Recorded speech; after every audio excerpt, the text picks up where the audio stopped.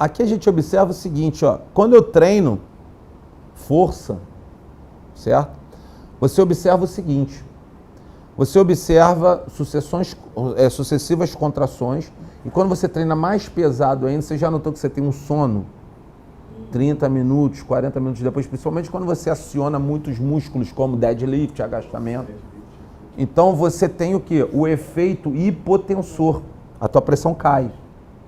E você libera ali, ó, o óxido nitroso, que é a partir do cisalhamento do sangue na parede íntima da artéria.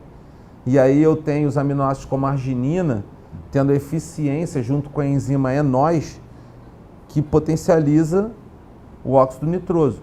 E o óxido nitroso, ele se liga ali aos receptores hepatotócitos, que estão ligados à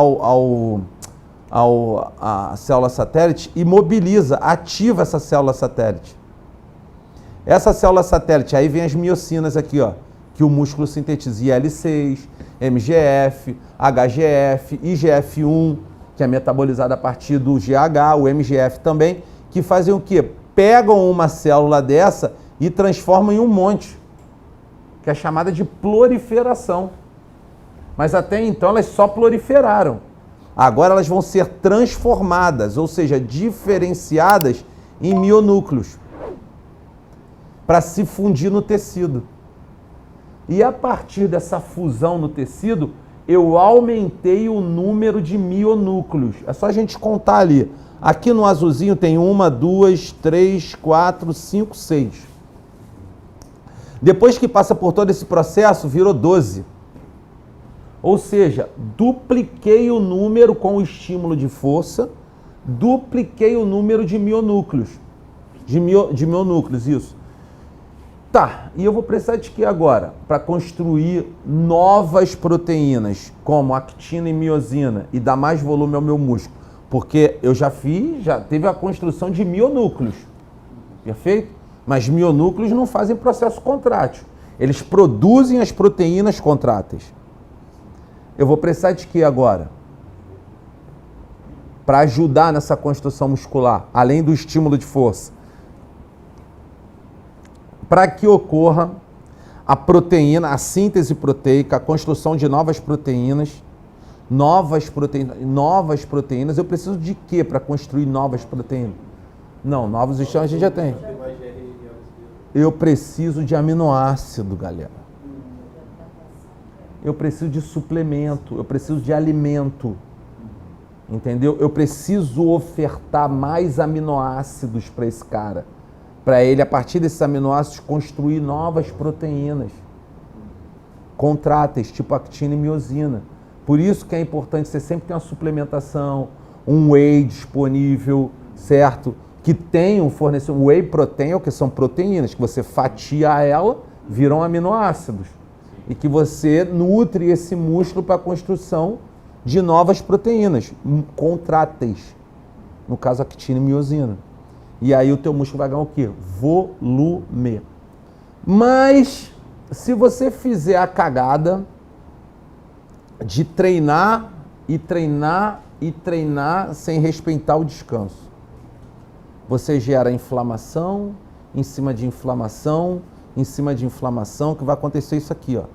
Aumentou a inflamação, eu aumento a resposta do macrófago 1.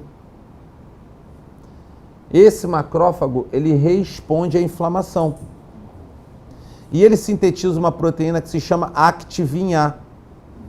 Esse macrófago 1, que ele é antagônico à folistatina. Quem é a folistatina? É um inibidor direto da miostatina. Quem é a miostatina? Miostatina é que não deixa seu músculo crescer. Ela é antihipertrófica. É uma proteína que a gente tem no músculo que não deixa o teu músculo crescer. Mas só que eu tenho os inibidores dela, que é a folistatina. Folistatina, fica quietinha no teu canto que a gente vai deixar o músculo crescer. Mas se eu gero um processo inflamatório crônico, eu potencializo, eu diminuo a ação da folistatina e aumento a ação da miostatina.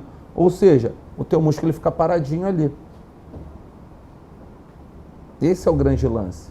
Por isso que a galera tem que respeitar muito a questão do descanso. Muito a questão da recuperação.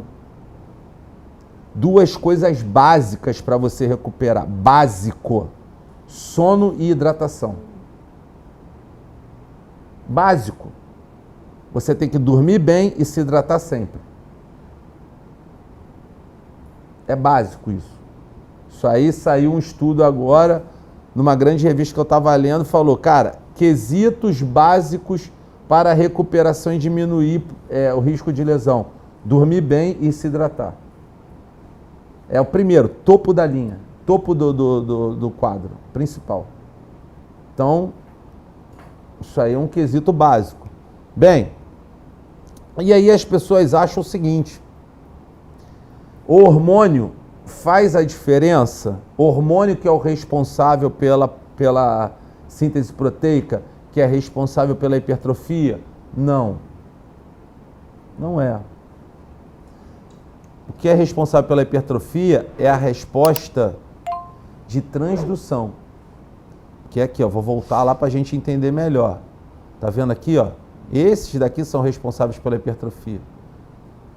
Tu pode jogar o quanto de hormônio for, mas se você não tem a expressão desses caras aumentado, não vai valer de nada. Vou dar um exemplo. Por exemplo, o cara vai lá, se entope de testosterona. Só que o cara ele tem tecido adiposo pra cacete. Esse tecido adiposo vai o quê? Aromatizar a testosterona e estrogênio. Tá entendendo? Vai aumentar a aromatização. Tá entendendo? E o cara tava achando que tava indo bem, não tava.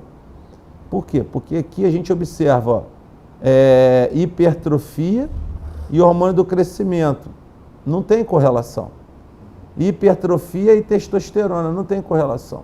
Mas hipertrofia com os fatores de transcrição tem correlação. De 82% ali.